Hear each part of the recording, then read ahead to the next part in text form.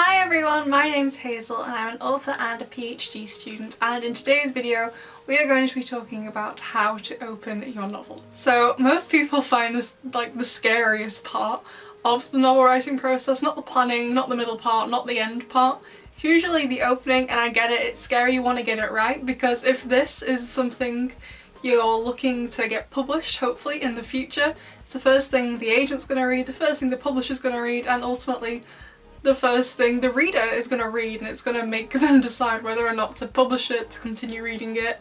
It's going to decide a lot of things directly to do with your book. However, you've got to do it. I wouldn't advise leaving writing the start of the book until the end, or even halfway through, or even just a couple of chapters in you decide to go back to the start. I would recommend that this be the first thing you write for your novel, because it sets the pace for the rest of the book as well, as including the ending. So of course you can go back and edit the opening, or you could change it completely if you end up deciding you really didn't like it. That's fine as well. But doing it first means it's going to set the pace for the rest of the novel, including the ending.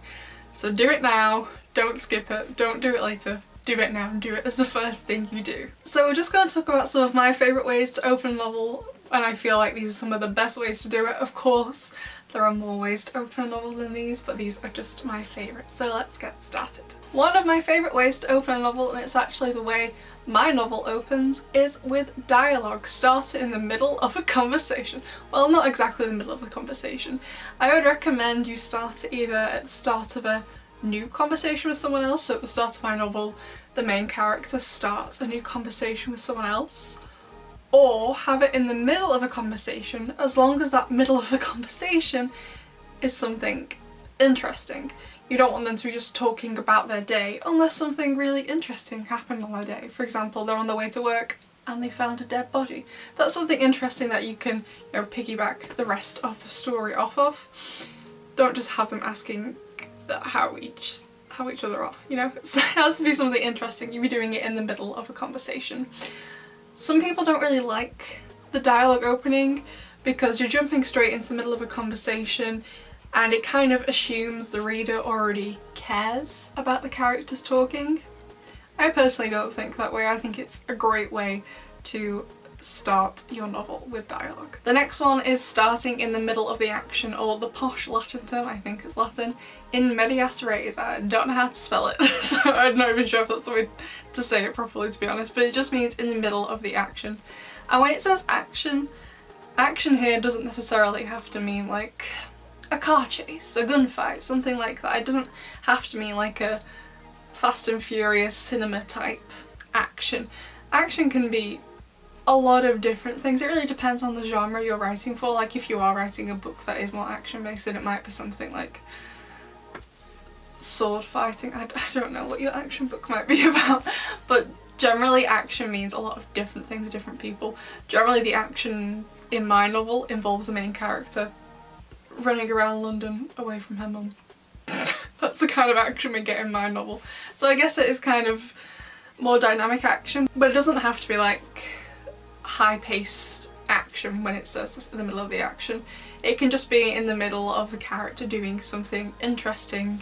That's an action. So the dialogue is in the middle of the dialogue, this is in the middle of the action. So no one's talking, but it's in the middle of them doing something interesting. Another good way to start a novel that I quite like is opening with an interesting fact about the main character. Now, I had a look at a couple of examples of novel openings last night to kind of work out what I actually liked and what I would use. I don't remember which book it was from, but this person opened their novel talking about the contents of their character's medicine cabinet, which would give the reader kind of like clues about who this person was to the reader. I thought that was a really unique and original way to talk about the character without just telling the reader. They were more of showing them. By showing them what's in the medical cabinet, it would show the reader what kind of person they were without actually having to state it. And when I say tell an interesting fact about your character, it doesn't necessarily have to be the protagonist.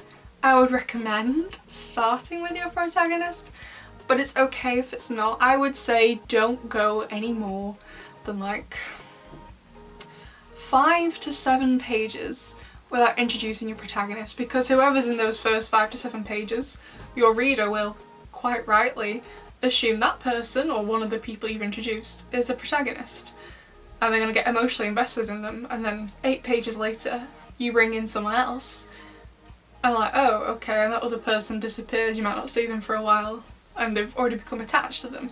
So it's, yeah, so if you're gonna use another character to do this with, that's fine, as long as you don't leave your protagonist out of it altogether. Think of a way to do it that involves a protagonist. And also in a similar vein, I'm going to go over some of the things not to do as well.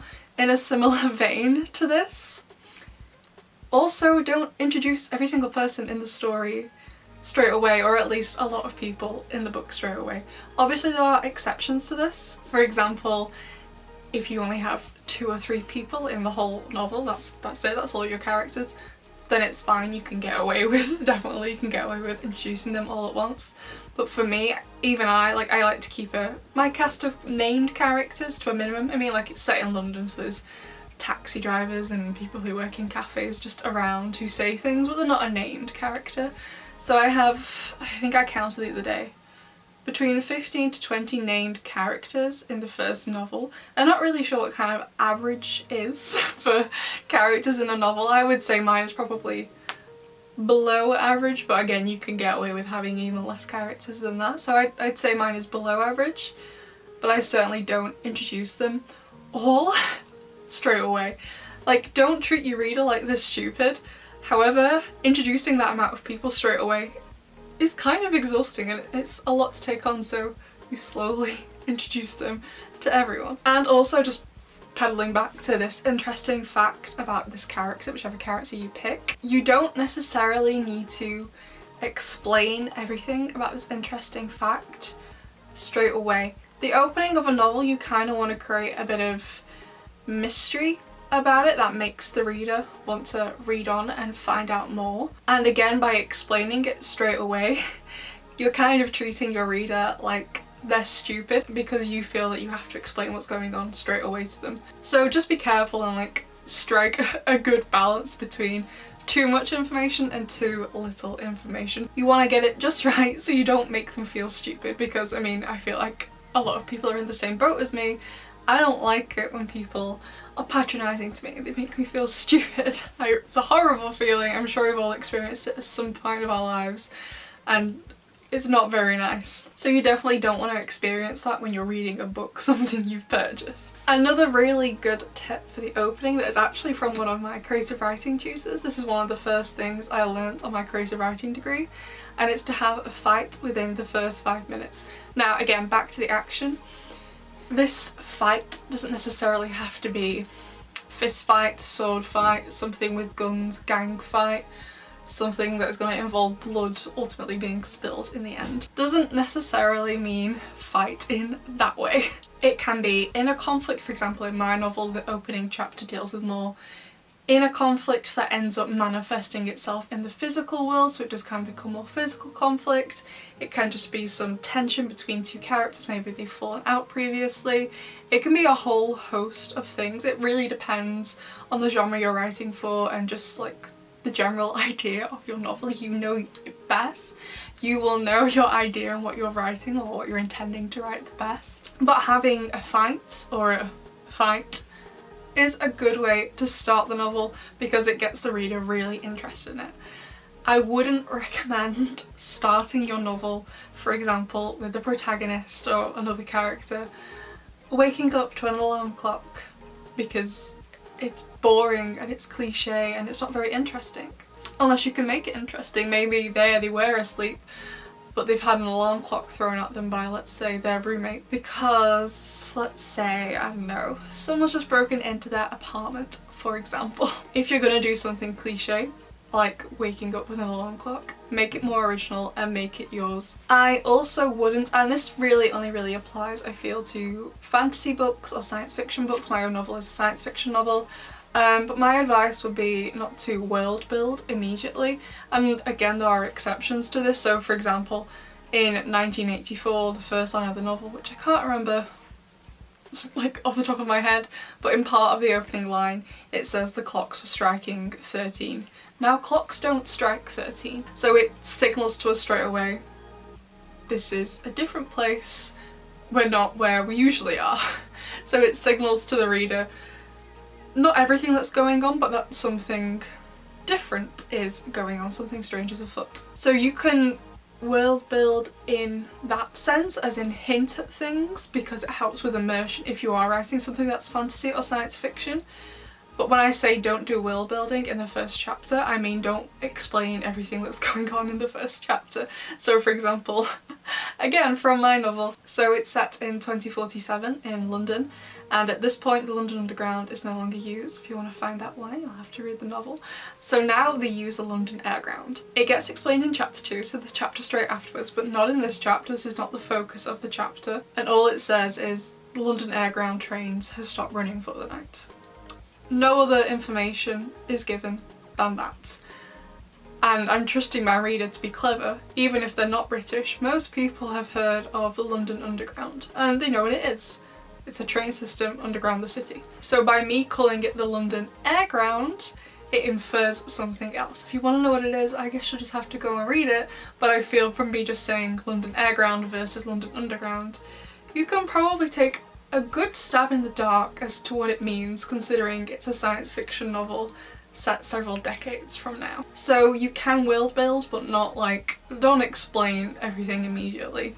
It's more of like subtle hints at things that are different to help the reader immerse themselves in this different world. The next good opening that I really like is kind of like starting with an idea, maybe some sort of like, maybe you could have like a monologue on a controversial topic that is related to your novel. Of course it would depend on what the subject of your novel is, but it could be something not even necessarily controversial, just an idea in general, like, I don't know, jam is disgusting. You could start with that. I hate jam so much. I like it on a Victoria sponge, but on a sandwich, on toast, on anything else, I'm not sure what else you'd use it for.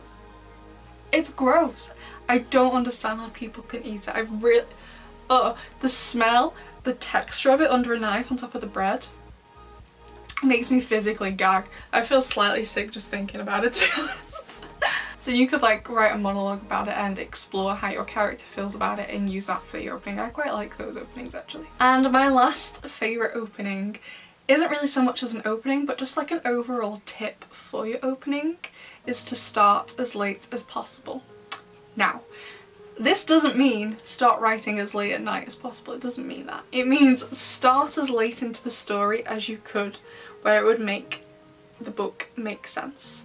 So for example, back to my novel, because I love my novel, why not?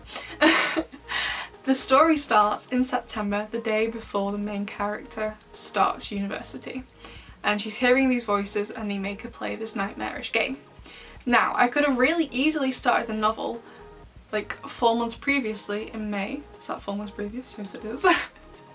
I could have started it then because May is when she started hearing the voices. I could have started it then and it would have been really interesting the moment she started hearing about it, but that big chunk between May and September would have been really, really boring.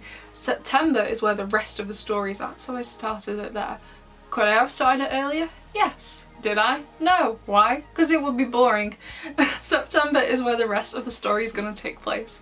So when you've got your opening down, when you decide when and where you're going to start it, ask yourself, can I start this later and would it make sense there? If no, it wouldn't make sense there, that's fine. You found the perfect spot for your opening, unless you feel there's something missing that maybe you need to go back a bit. But don't feel like you need to give loads and loads and loads of backstory. Leave a bit of mystery for your reader.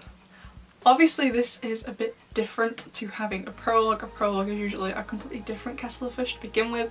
Those are something different. I don't read a great deal of prologues, and I think I've only ever written a prologue in a fan fiction before, never for a novel, only for fan fictions. Actually, I think I see most prologues in fan fictions, so I don't know. Yeah, I can't remember the last book I read with a prologue. I think the last book I read with an epilogue was the last Harry Potter book. So I don't really see them a lot. A prologue is obviously something very different and does kind of give a bit of backstory, but generally for the most part, like I keep saying, don't treat your reader like they're stupid. Even if the writing's good, even if they're interested in your story, if you keep explaining everything, first of all, a publisher won't like it. Second of all, if a publisher somehow does like it, the reader won't like it. No one likes to be treated like the stupid, so don't do it. Okay, so those are all of my tips for how to open a novel, but just generally, overall, just do it. You just gotta do it. You gotta get it done. Do it first, do it now. Don't procrastinate on it. Don't be like, oh, I'll come back when I've written half the novel. I'll come back when I've finished the novel. No, do it first. You have to do it first. You can't not do it first. It will make things harder for you in the long run if you don't do it first. I promise. It will make your writing life harder, but I'm sure it's gonna be fine for you. I wouldn't worry about it. You're probably a better writer than you think you are, and you are also the expert on whatever it is you're writing. You know it the best.